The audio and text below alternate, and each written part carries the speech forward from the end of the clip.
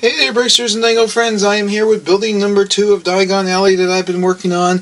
And this is a double duty building because I don't have too much room down there right now. So until I free up some room, it's going to double up.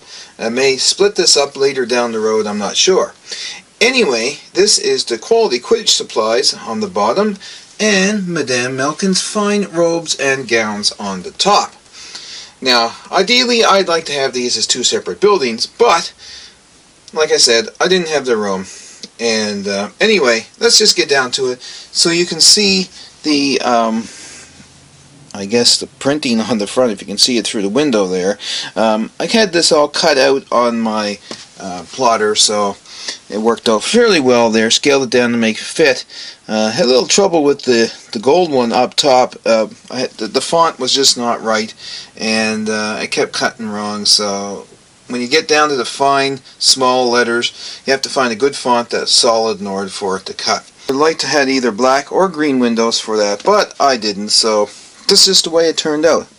Now my friend Troy passed along here a cape with his store on it, which is really cool. And I cut out several other capes. I made several other capes to put in there. I got 3 or 4 big ones, small ones, whatever, just there for, you know, Quidditch capes, right? Now I also have a pair of scissors that went missing that was on here in the front, so I gotta find them again. Things go missing on my build table.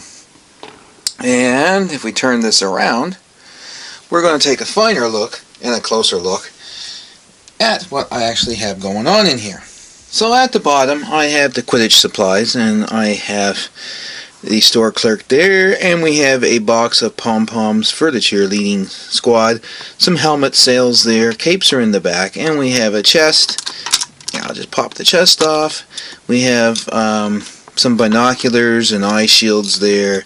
We have bats and more eye shields for the players right here, so they can pick up their quality supplies. Oops, their quality supplies right here at the quality Quidditch supplies. And if you can see down in there, there is a golden snitch hanging out down there in the middle. There he is. You can see him down there. So that's pretty cool. And now we'll go up to the 2nd floor, up to Madame Malkins. And this is what I have going on in here now. So we have Madame Malkin sewing away at her sewing machine, and we have some gowns already pre-made up top hanging. She is outfitting a fine lady for a wedding gown, and in the back, in the front window, is a graduation gown as well. So a little bit of detail in there just to kind of show it off and fill it out, I guess you want to call it that. So that's kind of neat. If I do split it up, I will have more display area for her to have different things, maybe like a full shop on the bottom and her workshop on the top. I think that would be a lot better. And probably pretty much the same for the quality Quidditch supplies. Split that up and have a little bit better as well too.